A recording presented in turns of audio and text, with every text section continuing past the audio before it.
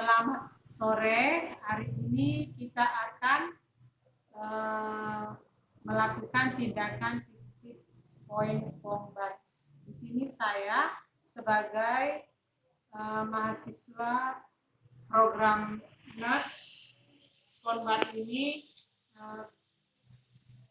adalah tugas menyelesaikan program pada anak. Jadi di sini kita akan memperkenalkan dulu nama saya. Nama saya Marimelda BR Ginting, mengikuti program NUS di Indonesia Maju. Di kesempatan ini kita akan membahas mengenai IPEX form atau SPONBAT. Ya, jadi yang seperti kita ketahui pada anak mungkin sering terjadi demam, maka prosedur ini sangat sering kita gunakan untuk menurunkan demam pada anak. Untuk lebih lengkapnya, kita lanjut ke tindakan berikutnya. Oke. Ini untuk alat-alatnya bisa dilihat di sini. IPEX spotter ini bisa dilakukan 30 sampai 45 menit. Jadi di awal tadi dijelaskan bahwa bisa dinamakan SPONBAT. Jadi seperti kita memandikan di air hangat. Kalau pada anak cenderung memang lebih nyaman memang SPONBAT ini, karena dikompres lama-lama anak itu tidak betah. Apakah teman-teman sudah pernah melakukan ini? Oke, jika sudah dan ada yang belum, tidak apa-apa, kita akan belajar sama-sama mengenai prosedur ini. Jadi, definisi suatu prosedur untuk meningkatkan kontrol kehilangan panas IPEX form ini meningkatkan kontrol kehilangan panas tubuh melalui evaporasi dan konduksi dengan mendilatasi pembuluh darah superficial. Jadi jika suhu tubuh anak itu dalam kondisi hipertermi atau tinggi, maka kita harus menurunkan panas tubuh tersebut. Dengan caranya yang paling gampang adalah evaporasi atau konduksi. Konduksi dalam artian kita memerlukan alat bantu untuk memindahkan panas dari tubuh ke alat bantu tersebut. Makanya pada saat melakukan IPEX form kita memerlukan handuk media konduksinya untuk menambahkan panas dalam tubuh. Otomatis pembuluh darah akan menjadi dilatasi atau melebar. Ya. Jadi pada saat pembuluh darah dilatasi, maka proses evaporasi akan meningkat dan terjadi lebih cepat, sehingga pengeluaran panas dalam tubuh itu akan lebih cepat terjadi dan suhu tubuh bisa cepat menurun. Oke. Manfaat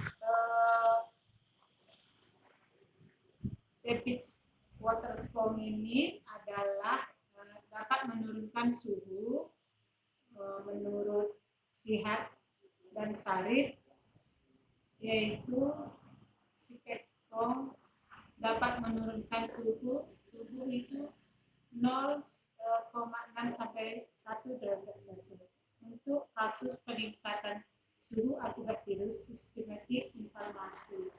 Jadi efektif banget.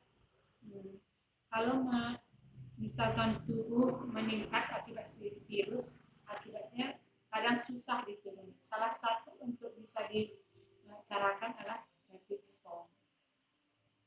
Yang kedua, menurunkan panas 1 sampai 5 derajat Celcius dalam waktu 30 sampai 5 menit di kolaborasi dengan obat antiepleptik 1 jam sebelum tindakan.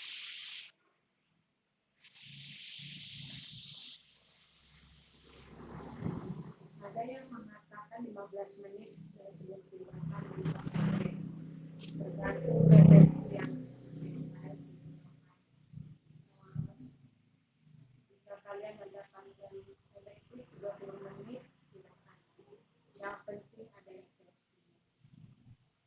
Yang ketiga, intervensi terapi antiepleptik, tapi harus dengan kolaborasi ya. Tambah tapping spong lebih cepat menurunkan panas dan menimbulkan rasa nyaman, atau steroid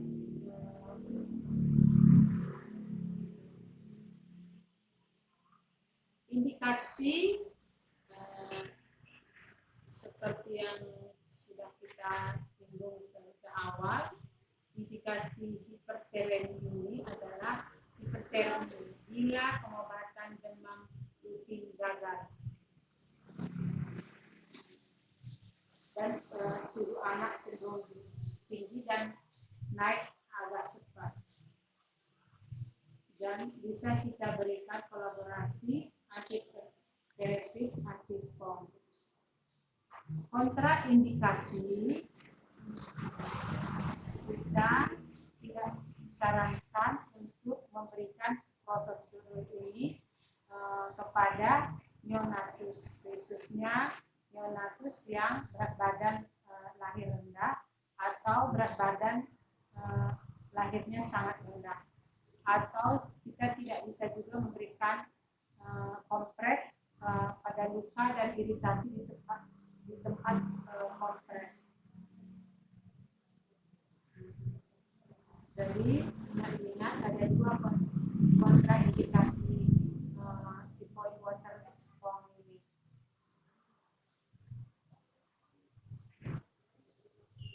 Jadi komplikasi penurunan suhu tubuh yang terlalu cepat dan menimbulkan aktivitas kerja atau kejangnya cepat gitu. Jadi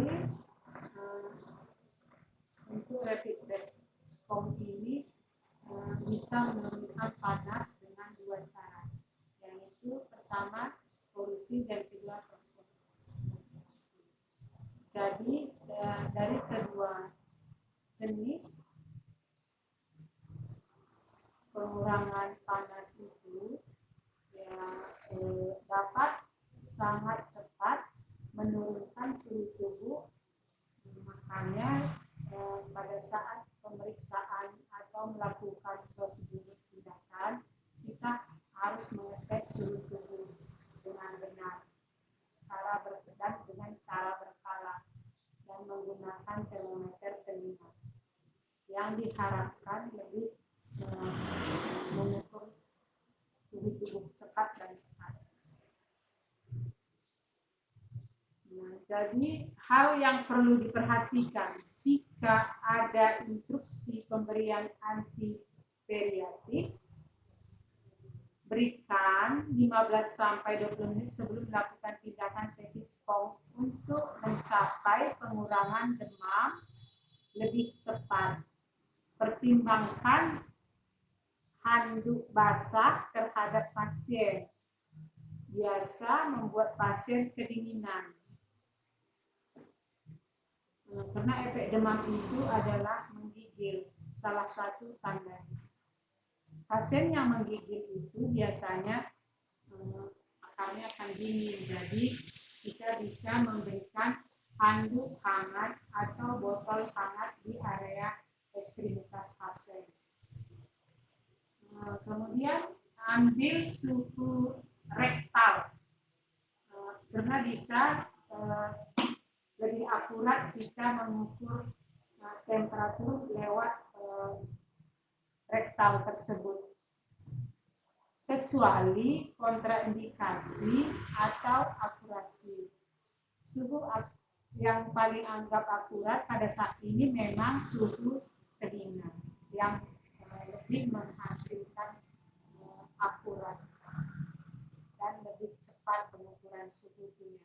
Untuk pengukuran lewat aksila kurang tepat, jadi harus kita pertimbangkan untuk pengukuran temperatur lewat aksila. Persiapan alat yang pertama yaitu baskom berisi hangat, suhunya 26 sampai 33,9 derajat Celcius.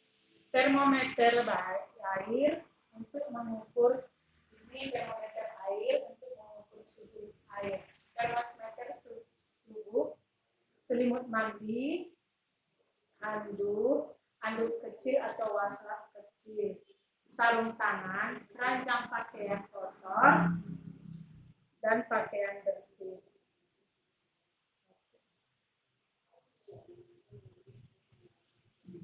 Ini adalah alat-alat persiapan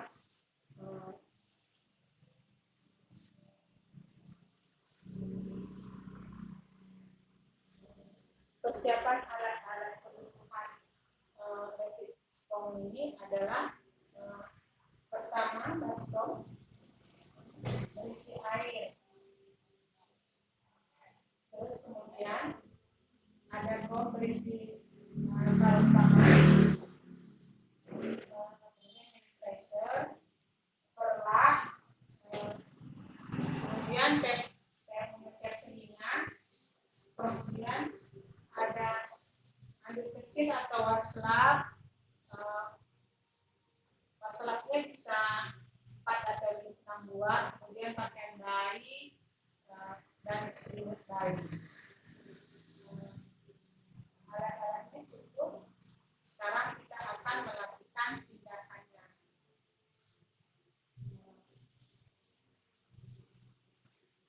Prosedur tindakannya.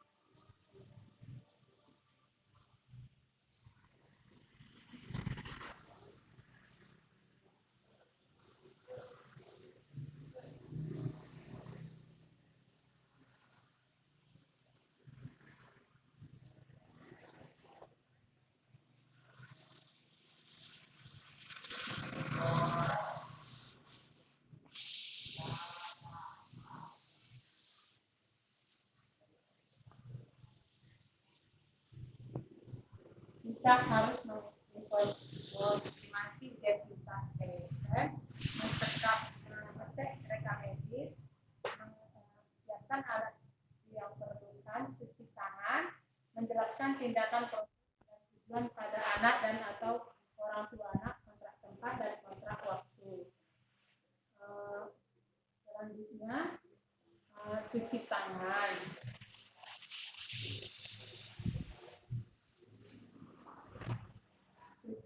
Cuci tangan, jaga profesi pasien, diskusi dengan sampiran, gunakan sarung tangan. Kebetulan kita di sini sarung tangannya.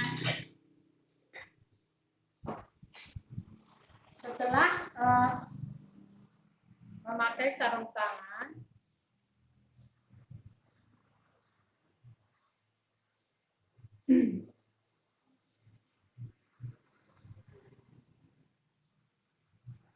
gunakan sarung tangan jika diperlukan. Ukur suhu tubuh. Ukur suhu tubuh lewat telinga, seperti yang kita contohkan saja. Ini temperatur lewat telinga.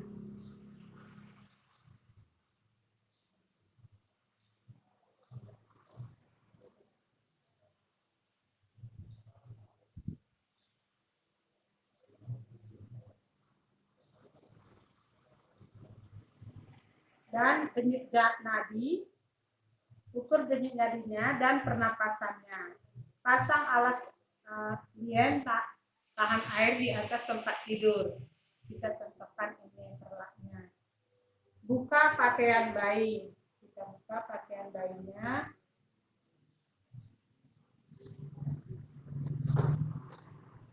Selimuti pasien dengan selimut mandi atau handuk. Periksa suhu tubuh air.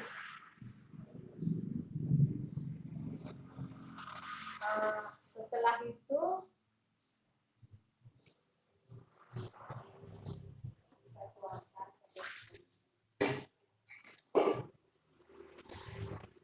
pastikan suhu tubuh tidak lebih dari suhu klien atau sekitar 37.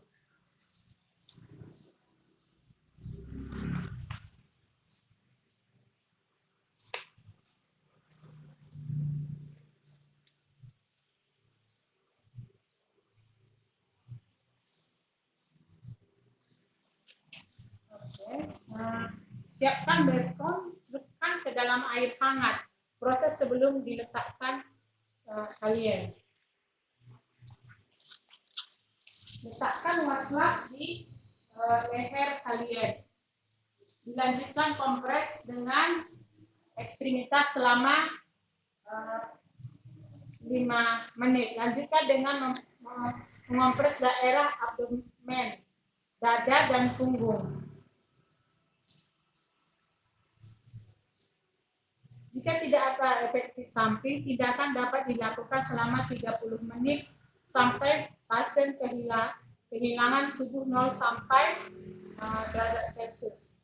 Awasi PTV setiap 10 menit. Jika terjadi efek samping, hentikan tindakan, lapor dokter. Jika tidak ada tindakan selesai, keringkan tubuh klien dengan cara mengusap, kenakan kembali pakaian bayi. Simpan handuk, selimut,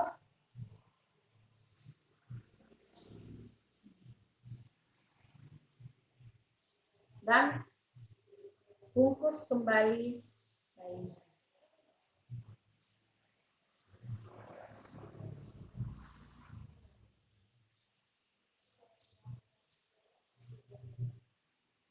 Terima kasih. Sekianlah untuk wawancara.